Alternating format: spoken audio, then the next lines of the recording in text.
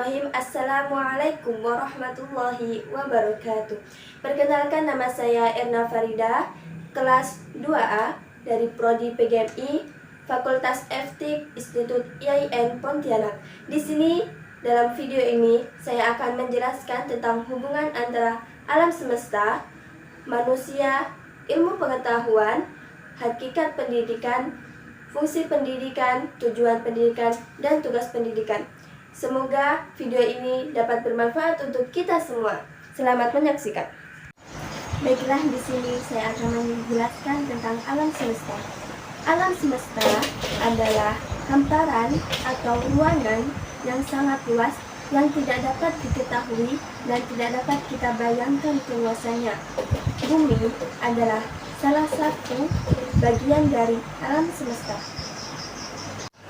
Baiklah, jika kita ingin mencari bagaimana proses penciptaan alam semesta, di dalam Al-Quran terdapat salah satu ayat yang menerangkan atau menjelaskan tentang proses penciptaan alam semesta, yaitu Al-Quran Surah As-Sajdah surah ke-32 ayat 4 yang berbunyi, A'udzu billahi minasyaitonir rajim.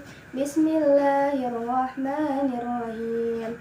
Allahul ladzi khalaqas samawati wa ma bainahuma fi sittati ayyam summa istawa 'alal 'arsy ma lakum min dunihi min wala syafi' afala tatazakkarun, yang artinya Allah telah menciptakan langit dan bumi, dan ada pada di antara keduanya 6 masa.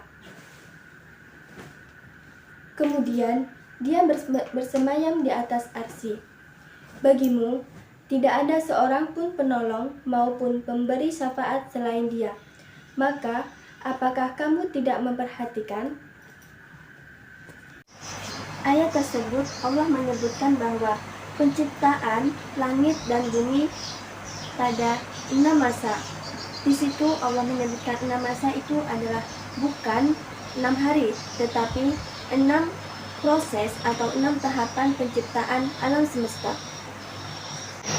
Manusia adalah makhluk yang dibebani oleh kewajiban dan tanggung jawab.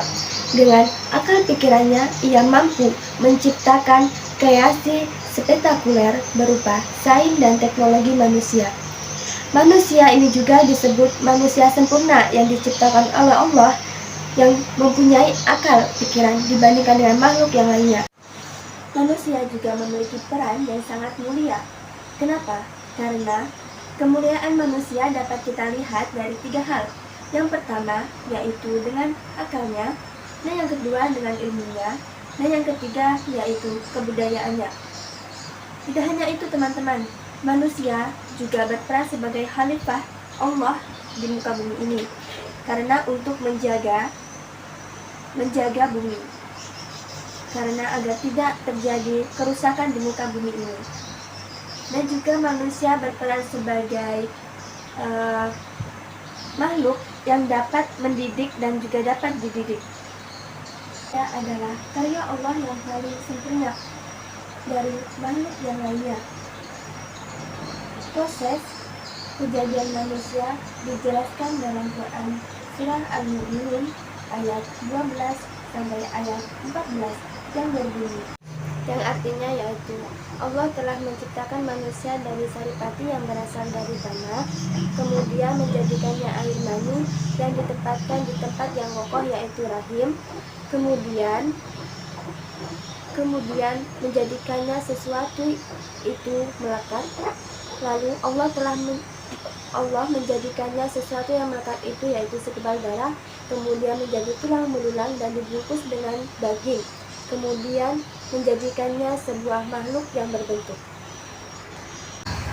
Ilmu pengetahuan adalah ilmu yang sesuatu yang diketahui kebenarannya yang harus dimiliki manusia untuk kesejahteraan hidupnya serta memudahkan manusia untuk mendekatkan diri kepada Allah Subhanahu wa Ta'ala. Ilmu pengetahuan ini juga yang akan dipelajari oleh manusia tentang keberadaannya, baik apa yang ada di alam semesta atau kebenaran Tuhan. ilmu pengetahuan adalah sesuatu pemikiran. Baiklah, selanjutnya saya akan menjelaskan tentang hubungan hakikat pendidikan, fungsi pendidikan, tujuan pendidikan, dan juga tugas pendidikan. Hakikat pendidikan dalam konteks Islam pada dasarnya mengacu kepada at-tarbiyah, at-ta'lim, dan at-ta'lim. Ketiga istilah ini yang sering digunakan dalam proses pendidikan Islam adalah tarbiyah.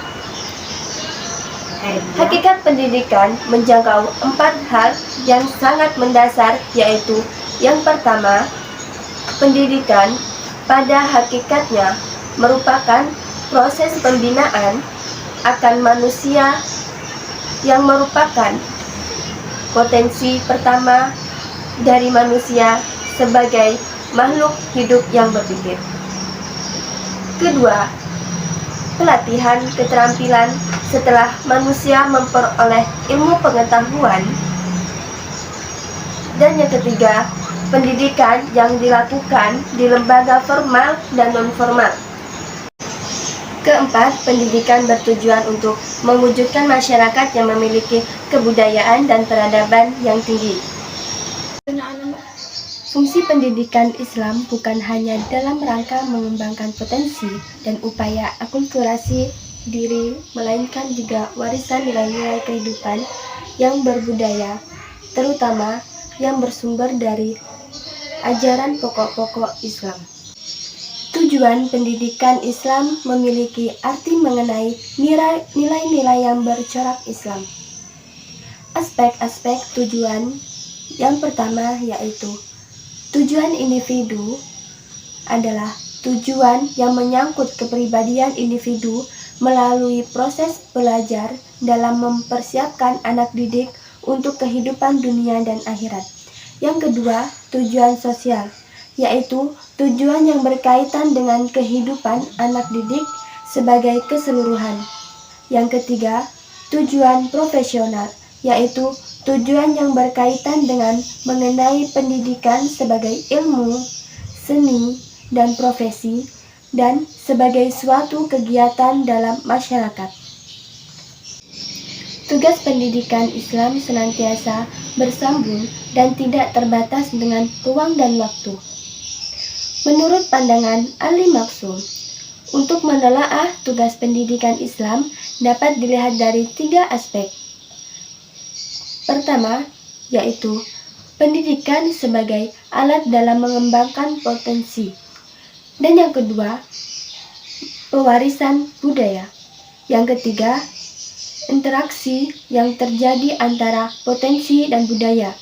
Jadi, dapat kita pahami bahwa tugas pokok dari sebuah pendidikan Islam adalah membantu pembinaan anak didik agar memiliki nilai ketakwaan dan memiliki akhlak yang baik. Baiklah, dapat kita hubungkan antara hakikat pendidikan, tujuan pendidikan, fungsi pendidikan, dan tugas pendidikan, yaitu sama-sama ingin menyelamatkan generasi Islam dari hal-hal yang tidak baik dan ingin menumbuhkan generasi Islam menjadi anak yang berakhlak baik dan memiliki ketakwaan. Terima kasih. Mohon maaf apabila saya sebagai pemateri banyak kurang dalam menyampaikan materi ini. Karena benarnya datangnya dari Allah dan yang salah datangnya dari diri saya sendiri. Saya akhiri. Wassalamualaikum warahmatullahi wabarakatuh.